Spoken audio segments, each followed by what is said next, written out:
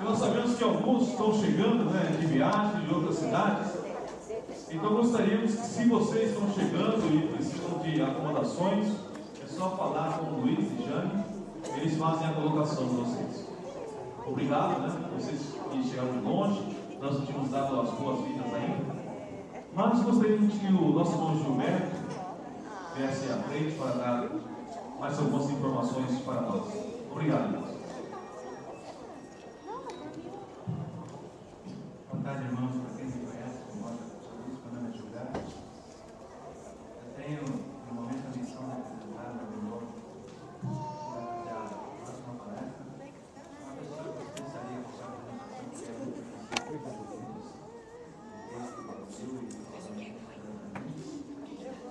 e se trata do Gates. O Gates é uma pessoa que não é simpática, ele está no Brasil desde 1979 e desde 1977, portanto, 2 anos antes de ele ter casado com a Rebeca. Tem 2 filhos, 3 netos, segundo eles são maravilhosos, como todos são. O Gates ainda trabalha no programa junto com o Antenor Gonçalves, um programa de televisão que está no ar desde 1998. Provavelmente tem atingido muitas almas nesse momento. Ele também começou um trabalho diferente em Belo Horizonte, que foi a construção, não sei se é a construção ou o estabelecimento de um asilo, um abrigo, né, na verdade, para crianças abandonadas. Olha só que trabalho interessante, é uma coisa que nós, como igreja, pudéssemos fazer algo parecido, é maravilhoso. É tão bom quando a gente pode cuidar das necessidades das pessoas que estão lá fora. O Gates, ele é diretor desse abrigo e também dá aula no SBN, seria Seminário Nacional de Ensino Belo Horizonte. O que eu achei mais interessante que nas informações que me passou, ele disse assim: o principal, gente, é que eu sou um pecador, salvo pela graça e misericórdia de Deus, assim como eu disse. Por favor, vamos chegar. A mensagem do dia de hoje são as armas de Deus para o crescimento da igreja.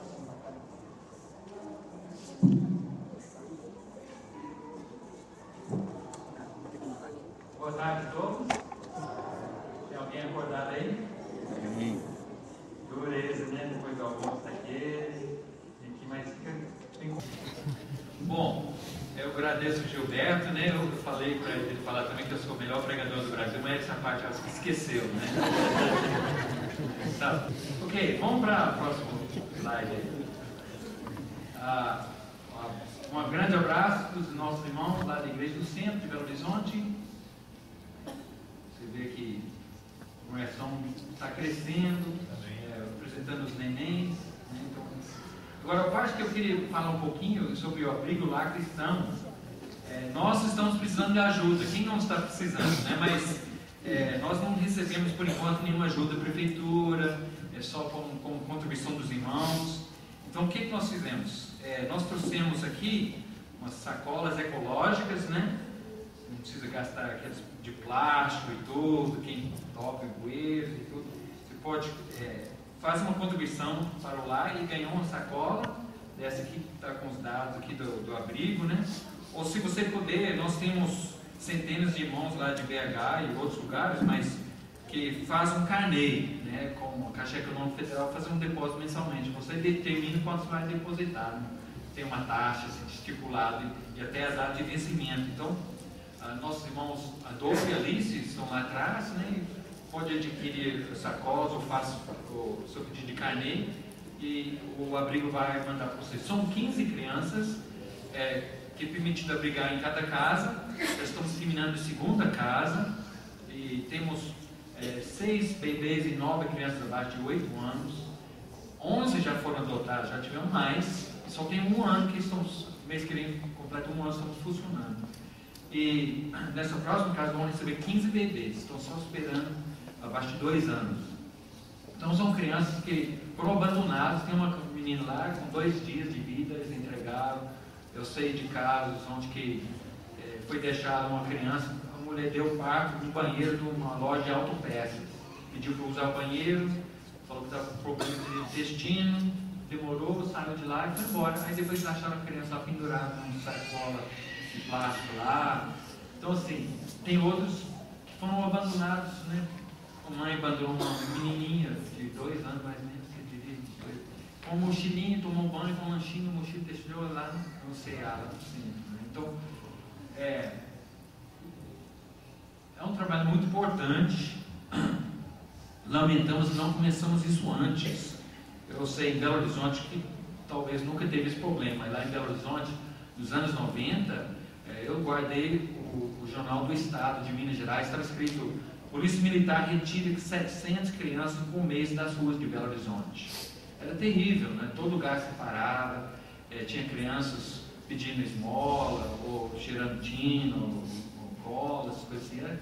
Agora o governo está correndo atrás para tirar as crianças da rua, mas está dependendo de igrejas e associações para cuidar delas. Se você puder ajudar, nós precisamos dessa ajuda, né? E eu espero que futuramente a igreja aqui pode também ter esse trabalho. Tiago capítulo 1, verso 27, diz que a religião pura diante de Deus é cuidar dos órfãos e as viúvas e se abster da imoralidade. Então, é muito importante. Aproveitando essa propaganda aqui toda, né? Nós também temos umas camisas, estão quase acabando da SBN, BH também estão precisando de recursos para dar bolsa de estudo para os alunos lá.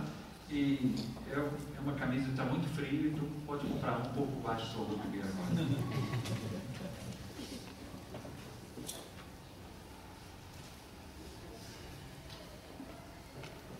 Ok, não sei se você já viu os netos do Roger, mas eu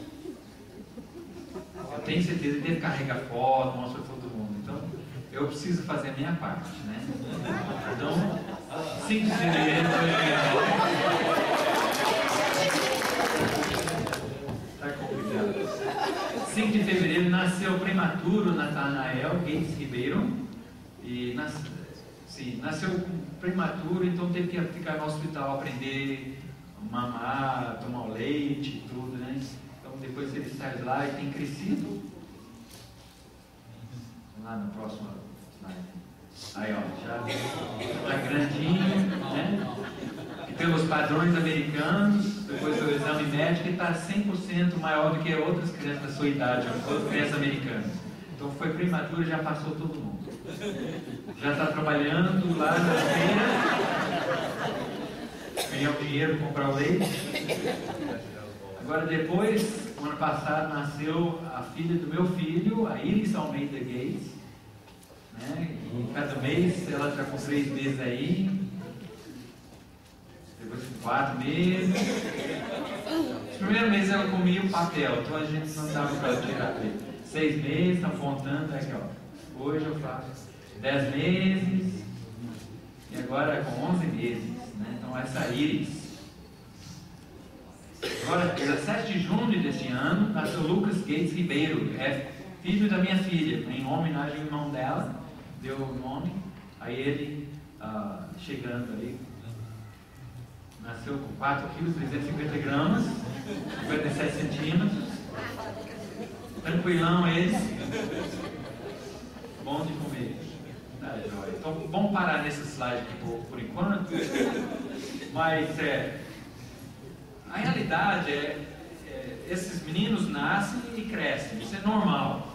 É um processo que Deus determinou, planejou. É um processo natural. Mas a igreja também não é uma organização, uma associação, mas é um organismo, né? A família de Deus. E é natural que a igreja cresça. Quando ela não está crescendo como uma criança, né? Se esses meninos nascessem, permanecessem daquele tamanho, a gente ia ficar muito preocupados, apesar que são bonitinhos, né? Bacana e tudo esse tamanho, mas não é certo, a criança tem que crescer. E a igreja também precisa crescer.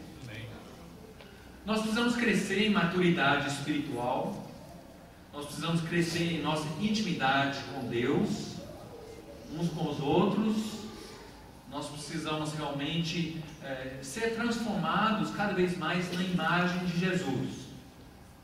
Quando nós nascemos de novo, né, da água e do Espírito, nós somos bebês em Cristo. E infelizmente, nós não nos esforçamos, nós vamos permanecer bebês o resto da vida. E a Bíblia fala, Paulo fala sobre a igreja em Corinto, que não tinha crescido, que era uma igreja infantil. Tanto que a razão, ou uma das provas da sua infantilidade era divisões, era um irmão levando o outro na justiça, era imoralidade, era mau entendimento da própria ceia, o abuso da prática da comemoração da morte e a ressurreição de Cristo, né? Eram pessoas assim, tumultuando os cultos, não está tendo uma ordem, uma organização, um respeito, uma reverência, né? Tinha irmãos que achavam era mais importante que outros, porque tinham os dons que talvez pareciam de uma mais facilidade. E de fato, a presença de dons milagrosos, não dons espirituais, mas dons milagrosos, era prova que era uma igreja infantil, que quando a igreja amadureceu, ela não precisava mais desses dons milagrosos, né? Hoje em dia, a comunidade religiosa pensa o contrário. Se eles acham que somos espiritualmente elevados ou maduros, né, avançados, temos que ter dons milagrosos. É o contrário, né, na verdade, na Bíblia. Nós podemos ver, por exemplo, em 1 Coríntios 15, a igreja tinha alguns irmãos até contestando ou negando a ressurreição de Jesus Cristo. Então, era uma igreja que precisava crescer, né? Agora, não somente espiritualmente, mas nós temos que crescer em números também. Muitas vezes nós rejeitamos essa ideia. Não, mas Deus importa com qualidade, não é com quantidade.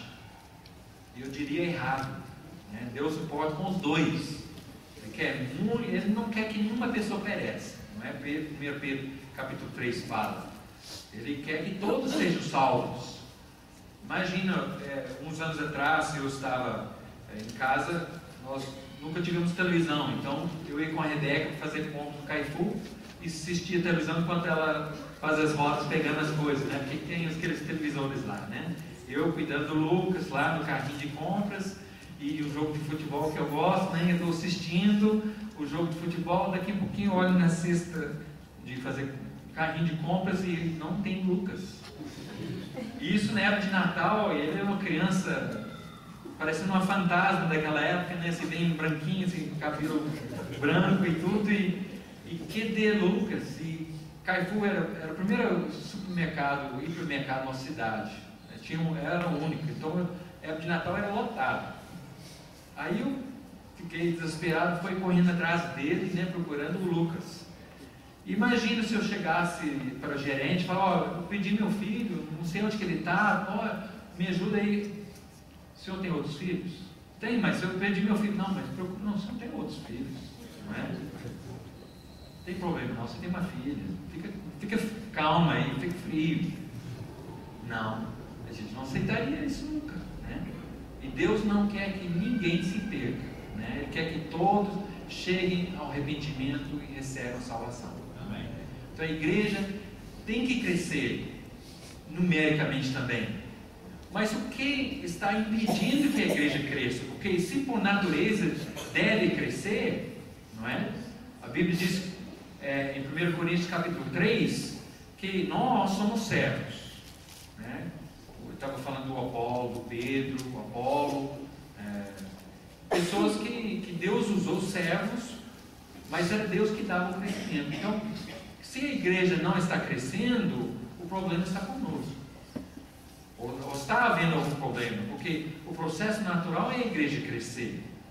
Então nós precisamos nos analisar e avaliar por que a igreja não cresce mais do que está crescendo. Eu diria, em primeiro lugar, em Efésios capítulo 6, verso 12, a Bíblia diz que o diabo, Satanás, é o príncipe deste mundo. Eu diria a principal razão pela qual a igreja não cresce mais do que está. Porque realmente está cegando as pessoas, não é? Você não precisa ser um dinossauro para saber que as coisas estão mudando de uma forma muito rápida, né? Há pouco tempo atrás, eu digo pouco tempo, 2, 3 décadas atrás, nunca alguém poderia sonhar que 2 homens podem casar. Hoje, se você contestar isso, você é um dinossauro, você realmente está atrasado, você que está errado. Quando eu era jovem, criado lá nos Estados Unidos, era crime o homossexualismo. Hoje é crime de falar o contrário, não é? Antigamente as pessoas não importavam com o seu nome. Hoje os artistas parecem que gostam de entrar em encrencas para ter uma fama de ser irreverente, né? Tem que rasgar mais dinheiro que você tem que dar mais rasgos na sua calça, né? Minha mãe me bateu, vai trocar essa calça com o joelho furado, né?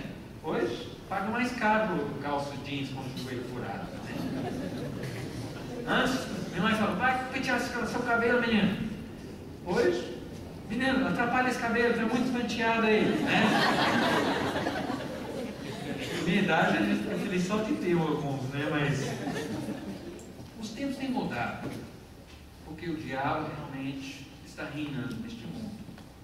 Mas o problema é que isso afeta a própria igreja. Ele nos ataca. Nós estamos em guerra espiritual, né? Satanás ele está sendo um terrorista espiritual para todo lado. Mas o pior é que às vezes a igreja dorme desde que não me atingiu. Coitado, o irmão caiu da fé, né? Acontece, né?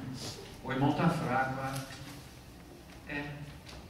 mas nós estamos em guerra espiritual. Isso não é só nos dias de hoje, desde o começo, não é? Eu gostaria que a gente pudesse olhar algumas passagens aqui agora. E a primeira passagem seria 1 Coríntios capítulo 10, ou 2 Coríntios capítulo 10, verso 4, que fala sobre as nossas responsabilidades diante dessa guerra, desse terrorismo espiritual. 2 Coríntios capítulo 10, verso 4.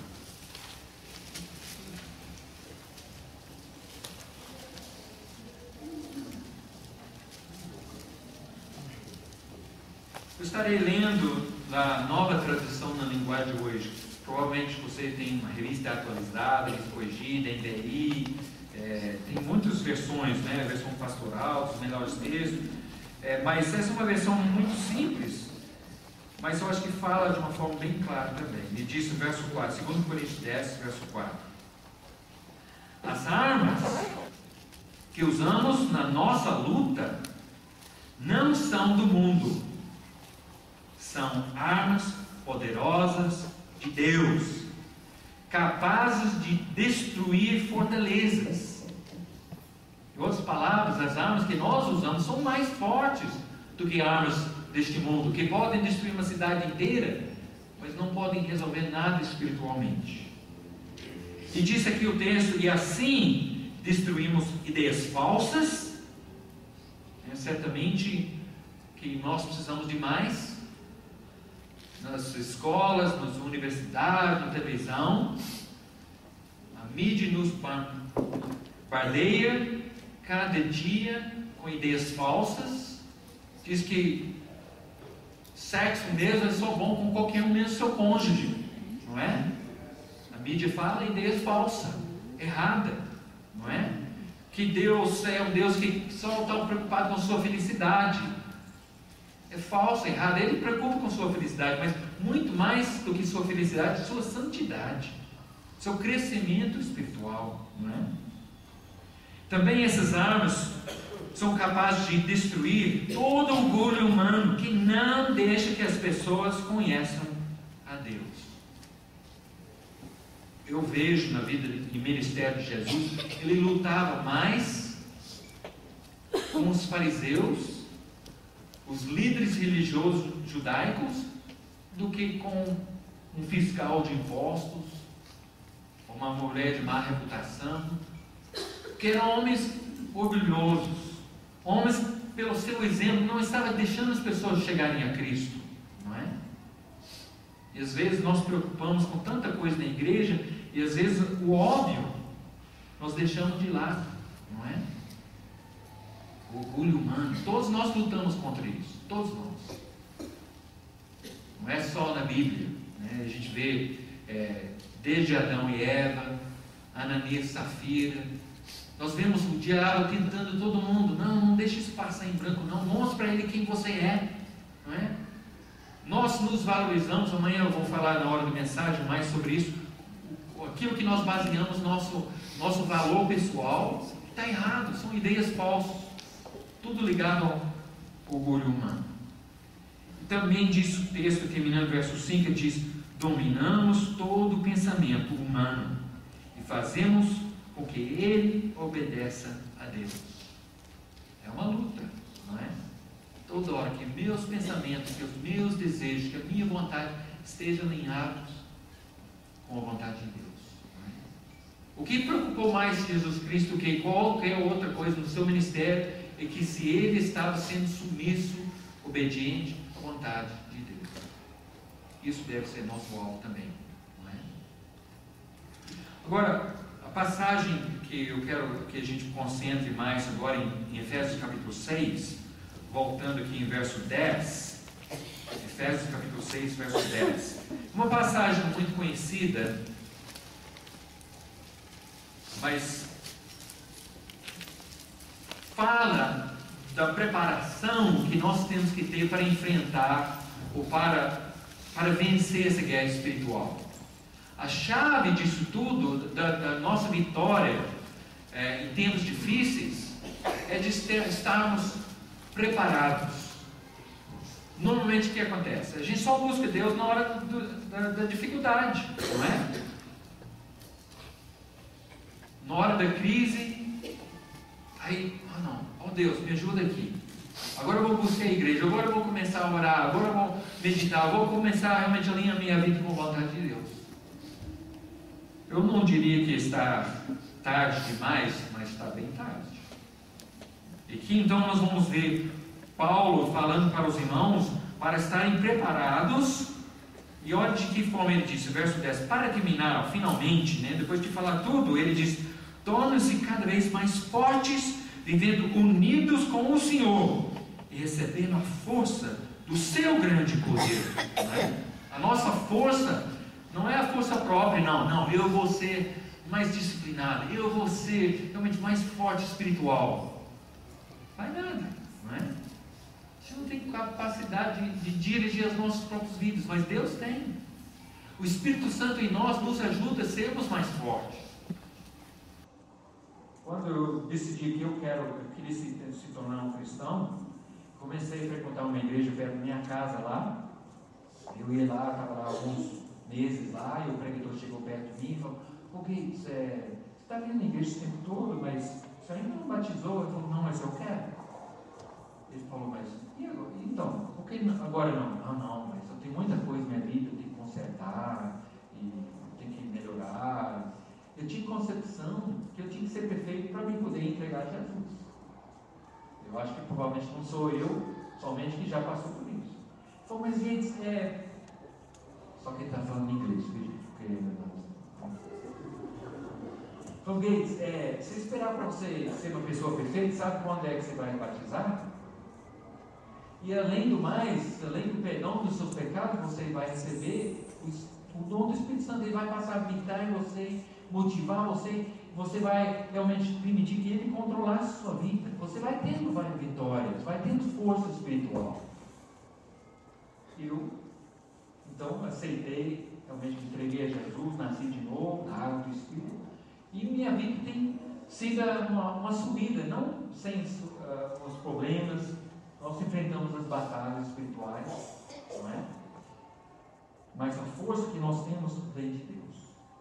Em verso 11 a Bíblia diz: vistam-se com toda a armadura que Deus dá a vocês, para ficarem firmes contra as armadilhas do diabo.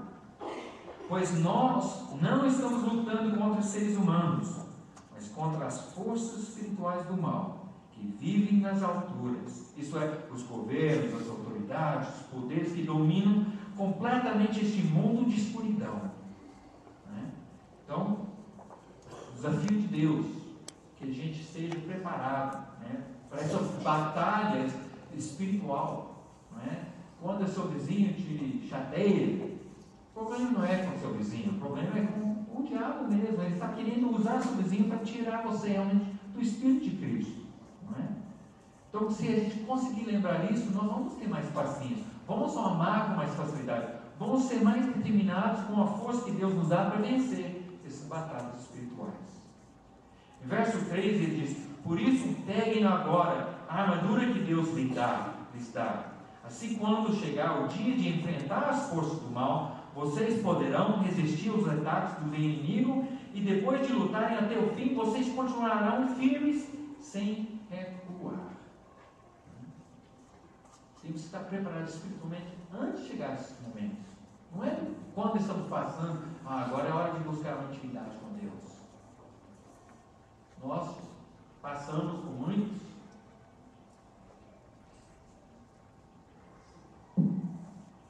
dificuldades. Um dia que Rebeca recebeu a notícia do câncer dela, a gente emocionalmente ficou muito abalado, mas espiritualmente nós estamos bem. E o cristão não teme a morte. Hebreus capítulo 2, verso 14, diz que Jesus veio para nos libertar do medo da morte. Também nessa passagem ele diz, verso 14, portanto, estejam preparados, usem a verdade como cinturão, vistam-se com a couraça da justiça e calcem como sapatos a prontidão para anunciar a boa notícia da paz. E levem sempre a fé como um escudo para poderem se proteger de todos os dardos do maligno. Recebam a salvação como capacete e a palavra de Deus como a espada que o Espírito lhes dá. Então, são algumas das armas que Deus nos dá, não é? Ele diz a capacete da salvação, aquela confiança que diz para nós, não importa o que nós passarmos, nós estamos bem, a vitória já é nossa, não é? Os tempos podem ser difíceis. Eu acho que essa é a mensagem do livro de Apocalipse. Jesus já falou, ele fala, olha, eu sofri, vocês vão sofrer, eu morri, vocês vão morrer, mas eu já venci o mundo, não é? Ele fala da couraça, era uma proteção do soldado humano, não é? E falando que isso é a couraça da justiça, da retidão, das coisas de Deus, que temos que proteger os nossos corações contra as coisas que contaminam todo este mundo, né? E por final ele diz calçar os sapatos, né, da prontidão do Evangelho. Quer dizer, se eu estou falando de Jesus para as pessoas, é uma arma muito forte que o cristão tem contra o Satanás, não é? São muitas armas que ele menciona aqui, mas o nosso tempo está passando.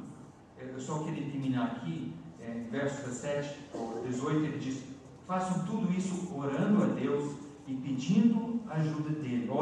Orem sempre guiados pelo Espírito de Deus. Fiquem alertas, não desanimem, orem sempre por todo o povo de Deus. Não é? Então, além de estarmos preparados com essas qualidades espirituais, nós vemos 3 pontos importantes. Nossa união, oramos uns pelos outros, procuramos ajudar uns aos outros. Não é? Nosso amor que nós temos realmente, que vence qualquer tempo difícil, qualquer língua, qualquer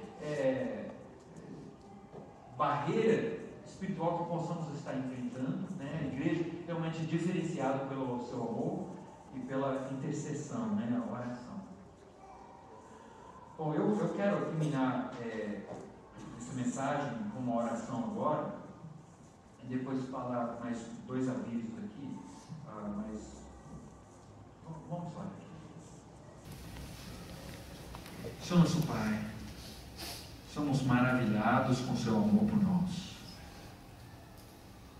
Sabemos, Senhor, que não merecemos nada, mas o Senhor tem derramado tudo em nossas vidas que precisamos e até muito mais.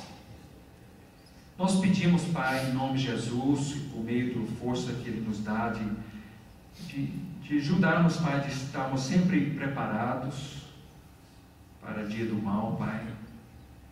Independente de qualquer circunstância, que nós possamos demonstrar ao mundo que Deus maravilhoso que o Senhor é. E que nós possamos, Pai, viver vidas tão dedicadas ao Senhor, que quando nós levantamos de manhã, e quando colocamos nossos pés no chão, Pai, que o diabo, que ele possa tremer, Pai,